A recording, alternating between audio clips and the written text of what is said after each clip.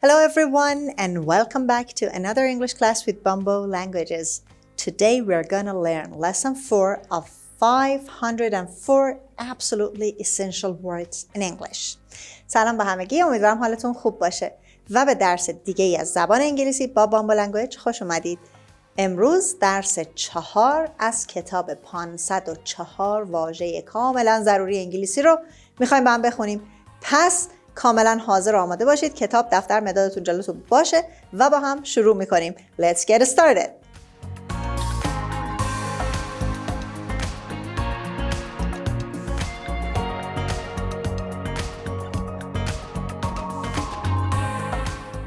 اولین کلمه درس امروز vapor هست. Vapor. خب همونطور که میبینید باز او آر آخر به شکل شوا تلفظ میشه. vapor. ممکن هست این کلمه رو با او یو دیده باشید. در درسی که تفاوت American English British English رو براتون گفتم قبلا توضیح دادم که یکی از تفاوت‌های املای British English و American English چی هست؟ این که تو خیلی از کلمه ها بریتیش ها او یو می نویسن اما امریکن ها فقط او رو می نویسن. و استرس هم که روی سیلاب اول هست. vapor. خب این کلمه اسم هست. معنیش چیه؟ Moisture in the air that can be seen or fog or mist. خب moisture یعنی رطوبت موجود در هوا، رطوبت توی هوا که قابل دیدن باشه. وقتی رطوبت توی هوا رو ببینیم یعنی چی؟ یعنی مه داریم، مه. پس ویپر در واقع بخار آب موجود در هوا هست که حالا بعضی وقتا بهش فاگ هم میگیم. میست هم گفته میشه. میست هم به معنی مه هست اما غلظت میست از فاگ کمتر هست. خب مثال ها رو با هم ببینیم. Scientists have devised methods for trapping vapor in bottles so they can study its makeup. یعنی دانشمندان روش‌هایی رو ابداع کردن، اختراع کردن برای اینکه بخار آب رو در بطری‌ها گیر بندازن. ترپ یعنی گیر بندازن، جمع کنن. در بطری‌ها جمع کنن تا بتونن مواد تشکیل دهندش و اجزای اون رو مطالعه کنن. میکاپ اینجا یعنی موادی که اون رو ساخته، مواد تشکیل دهنده. Example B. He gathered data on the amount of vapor rising from the swamp. خب he gathered means to collect به معنی جمع کردن. یعنی اون اطلاعاتی درباره ما دیتا رو وقتی میخوایم بگیم درباره یه چیزی اطلاعات جمع کردن یا به دست آوردن با preposition on میگیم. He gathered data on نمیگیم about ولی معنیش میکنیم درباره. او درباره مقدار بخار آبی که از باتلاق ها بلند میشد اطلاعات جمع آوری کرد. Rise means to go up. Swamp به معنی مرداب یا باتلاق هست. Example C. A vapor trail is a visible stream of moisture left by the engines of a jet flying at high altitudes. خب vapor trail در واقع تریل به معنی اون رد هست، اون اثری که باقی میمونه. اون رد بخار یک جریان، یک خط، استریم مثل خط یا یک جریان قابل مشاهده از رطوبتیه که به جا مونده. left by از چی به جا مونده؟ by the engines of jet از موتور جت هایی به جا میمونه که در ارتفاعات بالا در حال پروازن یا پرواز میکنن. high altitude به معنی ارتفاع هست. پس دیدین دیگه حتما وقتی که جت تو آسمون پرواز میکنه ما دنبالش یک رد سفید میبینیم. اون رد سفید چی هست؟ vapor trail، رد بخار هست. The second word is eliminate. خب همونطور که میبینید ای اول رو ما ای خیلی کوتاه تلفظ میکنیم. eliminate and the stress is on L. از L ما یه ذره محکم‌تر میگیم. eliminate. This is a verb. It means to get rid of something or to remove something or to omit something. به معنی get rid of something یعنی از شر چیزی خلاص شدن، از بین بردن چیزی، حذف کردن چیزی. همه این معنی ها رو داره. خب مثال ها رو ببینیم. When the railroad tracks are raised, the danger of crossing will be eliminated. خب raise به معنی افزایش دادن هم میشه یا یک معنیش در واقع به معنی بالا بردنه یا حالا بلند شدن، ولی اینجا فکر می‌کنم معنی افزایش یافتن، افزایش دادن رو داره. میگه که زمانی که خطوط آهن، خطوط راه آهن، ترک اینجا منظورش اون ریل های راه آهن هست دیگه، خطوط راه آهن افزایش داده میشن، the danger of crossing will be eliminated. خطر برخورد، خطر اون تقاطع‌ها کمتر می شود یا ببخشید حذف می شود. یعنی هرچی تعداد خطوط بیشتر باشه چی میشه؟ این خطر برخورد اون قطارها با هم از بین میره. removed، از بین رفتن. When figuring the cost of a car, don't eliminate such extras as air conditioning. خب figure the cost of something. کلمه figure معانی خیلی زیادی داره توی دیکشنری، هم اسم هست هم فعل هست، ولی اینجا قطعا فعل دیگه. when figuring the cost, it means when you are figuring the cost. Figure the cost of something یعنی think about the cost of something, think carefully about it. به معنی سنجیدن قیمته، یعنی وقتی دارین در مورد قیمت یک ماشین فکر میکنین یا بررسی میکنید، don't eliminate such extras. اون لوازم جانبی، اکسترا یعنی اضافی، اینجا منظور لوازم جانبی ماشین هست یا بخش‌های جانبی. اون چیزای جانبی مثل ایر کاندیشنینگ رو حذف نکنید. شاید یکم پول بیشتر بدید، ولی خب قطعا اگه اون بخش حذف شه خیلی بیشتر ضرر میکنید که بعداً بخواید هزینه کنید و رو ماشینتون بذارید. Example C.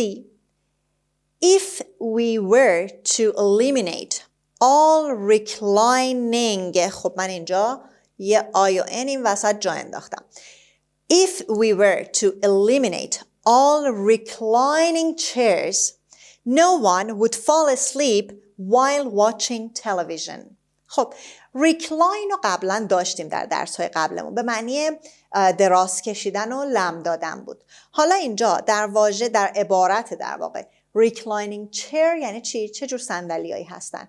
اون صندلی‌های تخت خواب شو رو بهشون میگن reclining chairs.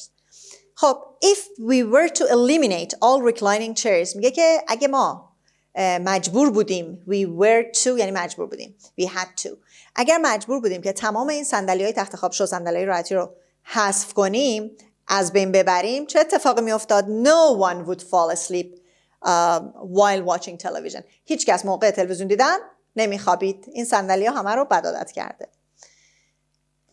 The third word is villain. villain. villain.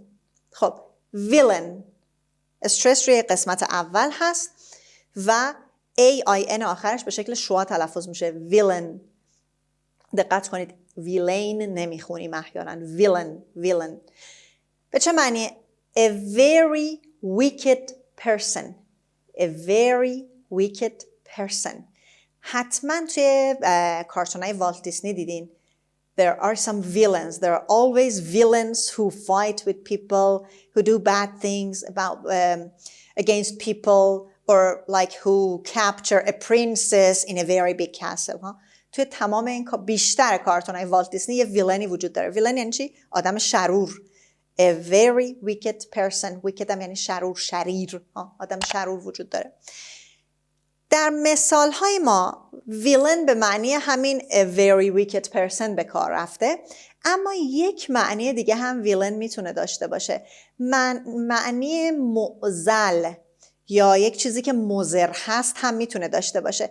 من تو مثال ها ننوشتم چون مثال های اینجا مثال کتاب هست، اما در بخش آخر درس که تمام این کلمات رو در متن میخونیم، در اون قسمت ویلن به کار رفته که اونجا دیگه معنی آدم شرور نمیده، برای همین اینجا براتون گفتم به معنی معضل هست. خب مثال ها رو ببینیم. In a typical moving picture, the villain gets killed at the end. یعنی تو یک نقاشی متحرک معمولی عادی، در واقع مووینگ پیکچر منظور همون انیمیشن هست دیگه. تو انیمیشن های عادی، اون چیزی که همیشه میبینیم which are very common, the villain gets killed. آدم شرور همیشه آخر فیلم چی میشه؟ کشته میشه. gets killed. The second one. The villain concealed the corpse in the cellar. The villain concealed the corpse in the cellar. یعنی اون آدم شرور جنازه رو توی آب انبار، توی سرداب پنهان کرد. خب میبینید باز کلمات دروس قبل داره تکرار میشه. ما دیتا داشتیم، conceal داشتیم، corpse داشتیم و همه اینها در درس‌های قبل هم اومده بود. Example C. When the villain fell down the well, everyone lived happily ever after. خب یعنی وقتی که اون شرور، اون آدم بدجنس افتاد داخل چاه، این well یکی از معنیاش معنی چاه هست. وقتی که اون آدم شرور افتاد داخل چاه، همه پس از آن با خوبی و خوشی زندگی کردند. They lived happily ever after. این هم عبارتیه که معمولاً آخر این کارتونای fairy tale میگن and they lived happily ever after و پس از آن به خوبی و خوشی زندگی کردند. خب دفتر پاک میکنم و با 3 کلمه دیگه زود برمیگردم.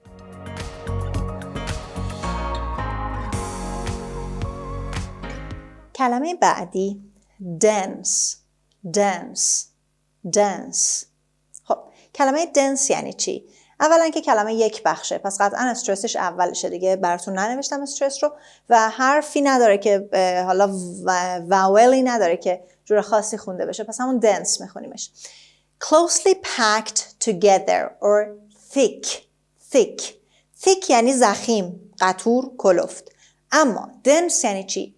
dense یعنی خیلی فشرده به هم، معنی فشرده، غلیظ، متراکم، تمام این معنی ها رو داره. مثال ها رو ببینید. The dense leaves on trees left a minimum of sunlight. یعنی برگ های متراکم درختها روی درختها حداقل نور خورشید رو میذاشتن که ردشن، باقی گذاشت، left حداقل نور خورشید رو میذاشت که عبور کنه. پس اینجا تراکم برگ ها رو داریم میگیم، یعنی خیلی به هم فشرده بودن اون برگ ها. Example B. We couldn't row because of dense weeds in the lake. خب row به معنی پارو زدن هست به عنوان فعل.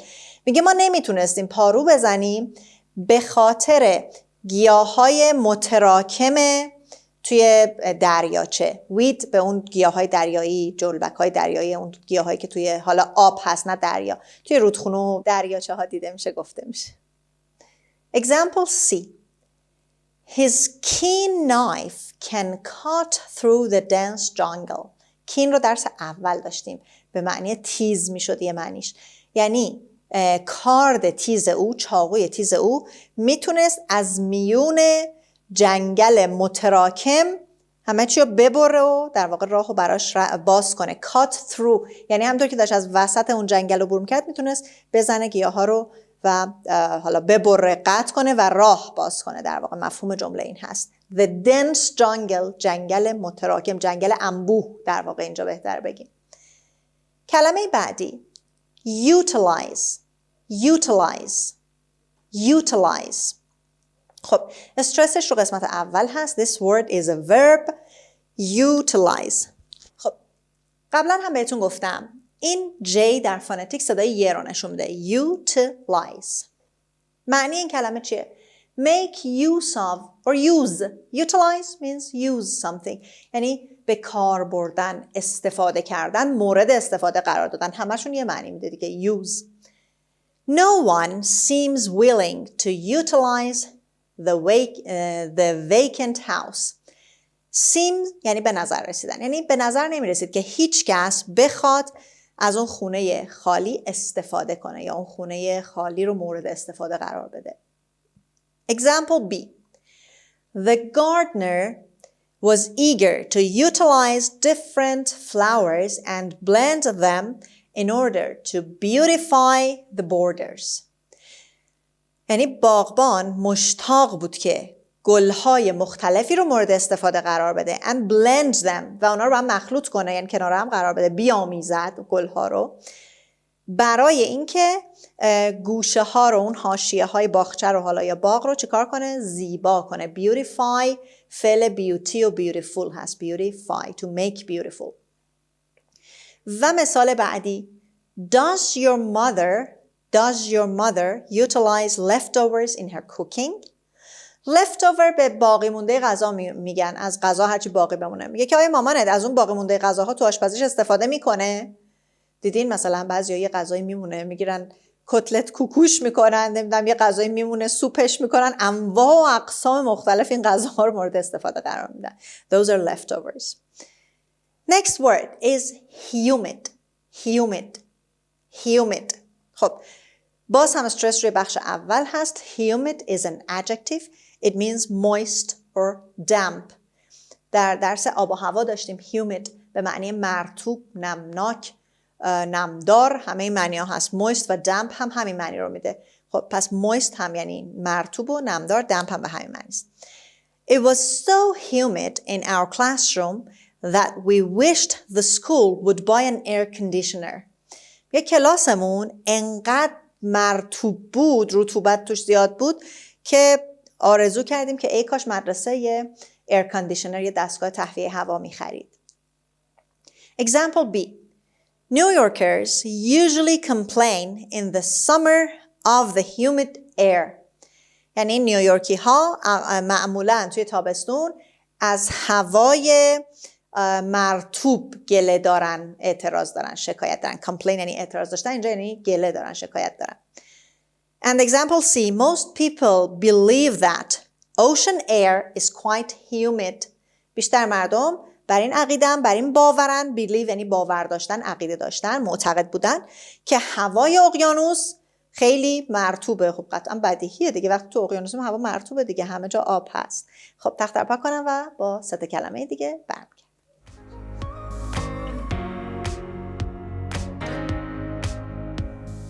کلمه بعدی theory. theory. theory. خب theory اگر که بخونیدش تئوری، توی زبان فارسی هم تئوری رو استفاده میکنیم. استرسش رو قسمت اول هست. It's a noun. این علامتی که حالا مثل یه بیضی هست وسطش خط داره، صدای ف رو نشون میده. در واقع برای TH هست که صداش به س شبیه داره، مثل سه نقطه عربی. Theory. What is a theory? Explanation based on thought, observation or reasoning. Explanation یعنی توضیح. توضیحاتی بر اساس تفکر، یعنی فکر شده روش. Observation مشاهده. And reasoning و منطق، دلیل آوردن، یعنی روی چیزی فکر میکنن، مشاهده میکنن و بعد نتیجه میگیرن و دلیل میارن. A theory. نظریه هم ما میگیم دیگه، نظریه یا تئوری. Einstein's theory is really too difficult for the average person to understand. انیشتین هست.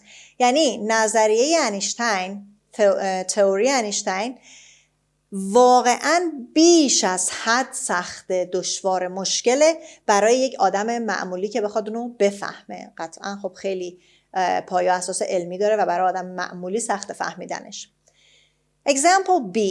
My uncle has a theory about the effect of the weather on baseball batters. خب یعنی عموی من یه نظریه‌ای داره درباره تأثیر آب و هوا توی روی مسابقات بیسبال یا چوب بیسبال. Example C. No one has advanced a convincing theory explaining the beginning of writing. خب advanced اینجا به معنی به عنوان فعل به کار رفته. has advanced زمانمون present perfect هست. advanced یعنی چی؟ یعنی ارائه دادن. خب نظریه ارائه میدیم دیگه.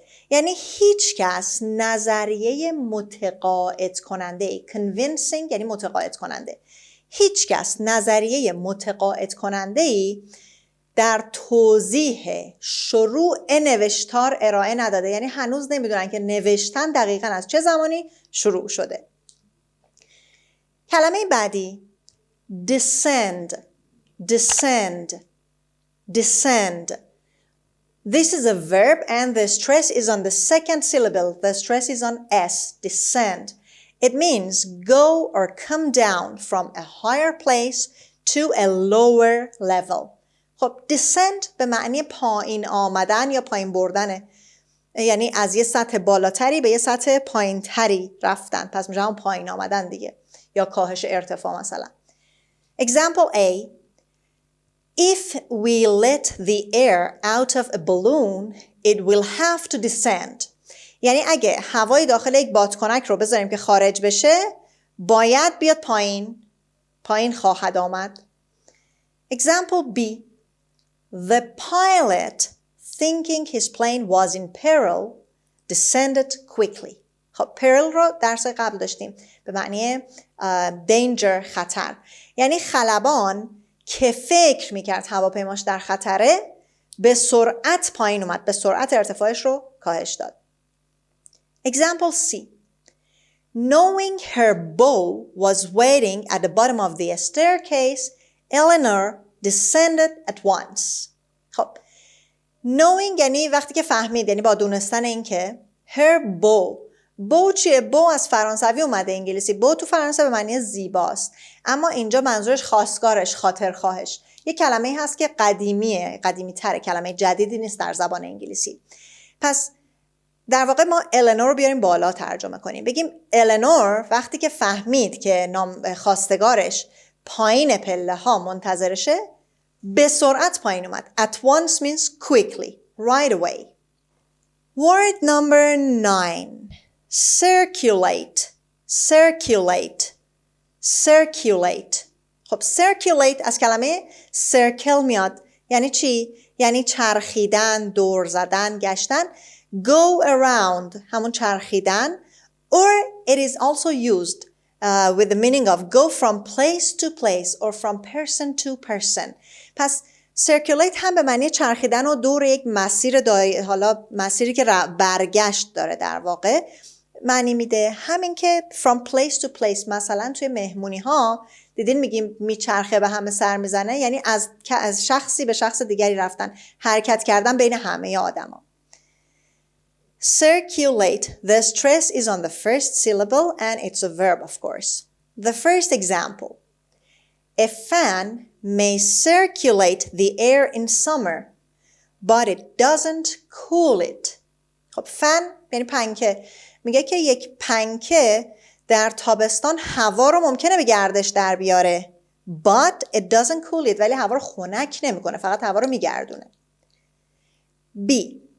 My father circulated among the guests at the party and made them feel comfortable. خب این همون معنیه که گفتم، یعنی پدرم توی مهمونی بین مهمونا میگشت، بین مهمونا میچرخید و مطمئن میشد که همه راحت باشن، همه احساس خوبی داشته باشن، راحت باشن تو مهمونی. And the last example.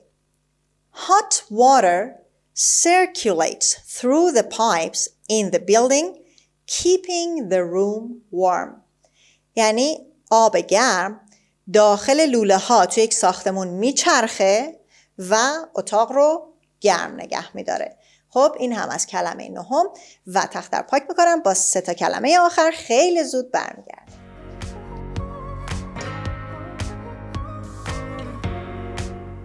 کلمه شماره 10. Enormous. Enormous. Enormous. خب همونطور که میبینید the stress is on the second syllable, is on N, and since the word ends in OUS, it is definitely an adjective. Enormous. Enormous means extremely large or huge. Enormous صفت هست، OUS آخرش داره به ما نشون میده و به معنی huge، عظیم، خیلی بزرگ، فوق‌العاده بزرگ هست. پس عظیم و پرهیبت و بزرگ. Look at the examples. The enormous crab moved across the ocean floor in search of food. crab به این خرچنگای گرد میگن، یعنی اون خرچنگ گرد بزرگ عظیم و جثه و کف اقیانوس حرکت میکرد و به دنبال غذا حرکت میکرد، در جستجوی غذا بود. B. Public hangings once drew enormous crowds. Public hangings، hanging به معنی اعدام هست. hang یعنی آویزان، یعنی دار زدن. Public hangings یعنی اعدام های عمومی، منظور در ملأ عام هست. Once means once in the past years، زمانی، نه الان. Once یعنی معنیش یک بار هم نیست، یعنی در گذشته اعدام های در ملأ عام drew enormous crowds، جمعیت عظیمی رو میکشید به خیابونا قطعا دیگه که بر تماشای اون اعدام میرفتن متاسفانه. Example C. The gallant knight drew his sword and killed the enormous dragon. خب gallant رو از درس 1 داشتیم به معنی brave، شجاع. Knight K is not pronounced like night when it is dark. Knight به معنی شوالیه هست، Kش تلفظ نمیشه. یعنی شوالیه شجاع شمشیرش رو کشید. drew past tense فعل draw هست به معنی کشیدن، قبلا بهتون گفتم شمشیرش رو کشید و اژدهای عظیم الجثه یا غول‌پیکر رو کشت. کلمه بعدی predict.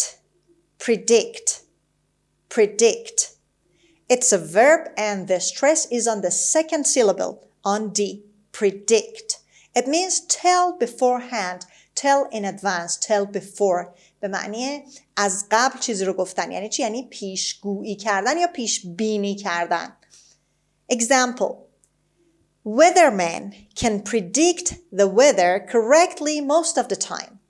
weatherman یعنی هواشناس. هواشناسان میتونن هوا رو به درستی پیش بینی کنن بیشتر مواقع.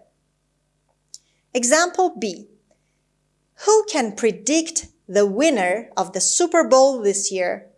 یعنی چه کسی میتونه پیش بینی کنه برنده مسابقات سوپربول امسال رو؟ سوپربول هم که قبلا بهتون گفتم مسابقات قهرمانی بیسبال هست. Example C.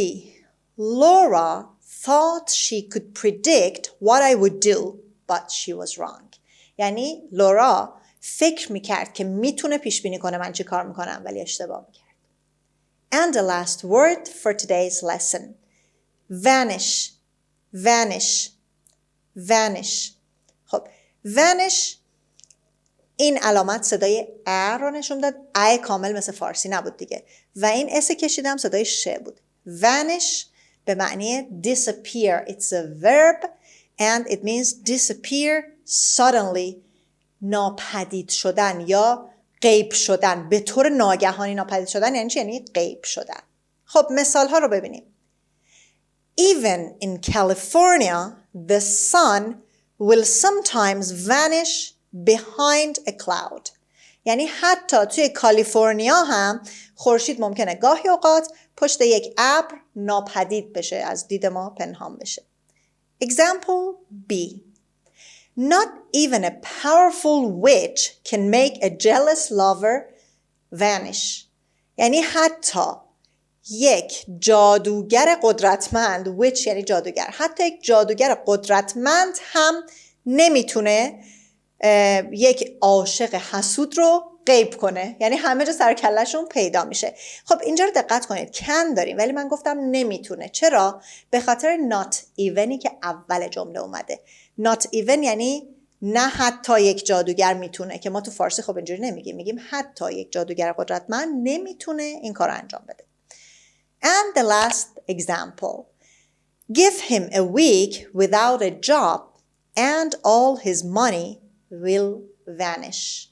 یعنی یه هفته اون رو بدون شغل بذار، بهش یه هفته بدون کار بده، یه هفته بیکاری بده و تمام پولش غیب میشه، ناپدید میشه. یعنی اگه کار نداشته باشه همه پولش رو خرج میکنه و تموم میشه. این هم از کلمات امروز. خب رسیدیم به بخش ریدینگ این درس که در اون تمام کلماتی رو که با هم یاد گرفتیم میتونید در جمله ها ببینید. A fan in the air. Fog, tiny droplets of water vapor, is the villain of the airports. In an effort to eliminate dense fog from airports, weathermen utilize giant fans, nylon strings, and chemicals dropped from planes or shot upwards from strange machines on the ground. Nothing works as well, though, as a new weapon in the fight against fog, the helicopter. Researchers believe that if warm, dry air above the fog could somehow be driven down into the humid blanket of fog, the droplets would evaporate, thus clearing the air. In a recent experiment to test their theory, the researchers had a helicopter descend into the fog above barely visible Smith Mountain Airport near Roanoke, Virginia.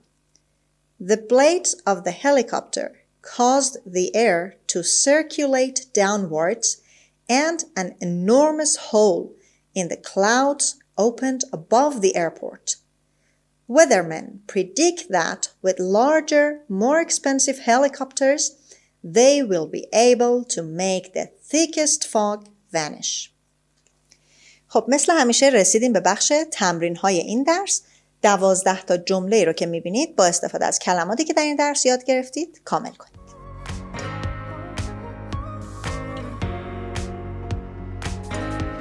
خب درس امروز هم به پایان رسید. امیدوارم که از درس استفاده کرده باشید. باز هم تاکید میکنم تمرین ها رو حل کنید، به بخش لیسنینگ حتما گوش بدید و درس های قبل رو دائم مرور کنید. اگرچه که کلمات هر درس در درس های بعد چندین و چند بار تکرار میشه، ولی خب ضرری نداره که هر از چندگاهی برگردید و از درس یکی یه نگاهی به کلمات گذشته بکنید تا کامل یادتون بمونه.